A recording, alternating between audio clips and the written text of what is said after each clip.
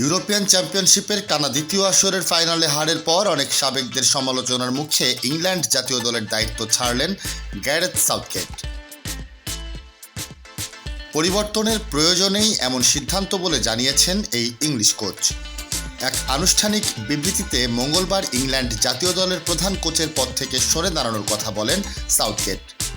তিনি বলেন, একজন গর্বিত ইংলিশ ম্যান হিসেবে ইংল্যান্ডের হয়ে খেলা এবং ইংল্যান্ড দলকে কোচিং করানো আমার জন্য ছিল অনেক বড় সম্মানের। আমার কাছে এটা সবকিছু পাওয়ার মতো এবং এর জন্য আমি আমার সবকিছু দিয়েছি, কিন্তু এখন সময়টা পরিবর্তনের, নতুন একটা অধ্যায় শুরু।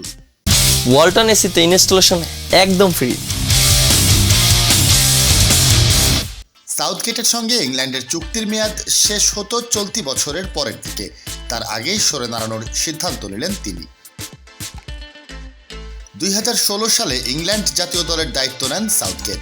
তারপর গত 8 বছরে সাবেক এই ফুটবলারের কোচিংয়ে 102টি ম্যাচ খেলেছে ইংল্যান্ড। 53 বছর বয়সী এই কোচের হাত ধরে 2টি ইউরোর ফাইনাল খেলার পাশাপাশি 2018 বিশ্বকাপের সেমিফাইনাল ও গত বিশ্বকাপের কোয়ার্টার ফাইনাল খেলেছে তারা। সদ্য শেষ হওয়া এবারের ইউরোয় পারফরমেন্সে একেবারেই সমর্থকদের মন ভরাতে পারেনি ইংল্যান্ড দল। আসর চলাকালেই তাদেরকে ঘিরে চারিদিকে সমালোচনা শুরু হয়। নিজ সমর্থকদের থেকে দুও শুনতে হয় সাউথগেটকে। তবে অনেক কষ্টে গ্রুপ পর্বের বৈতরণী পার হওয়ার পর নকআউট পর্বে প্রতি ম্যাচে পিছিয়ে পড়েও ঘুরে দাঁড়িয়ে ফাইনালে ওঠে তার দল। শেষটা সুখকর না হলেও, কোনো ট্রফি জিততে না পারলেও বেশ কিছু প্রাপ্তি আছে সাউথগেটের।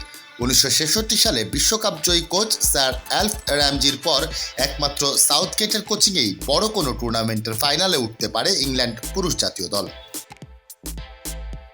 তারপরও তার উপর চাপ বাড়ছিল।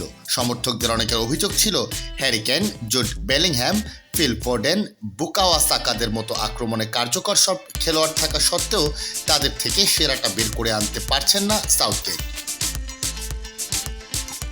বাড়তে থাকা চাপের মুখে সিদ্ধান্ত নিতে খুব একটা দেরি করলেন না তিনি।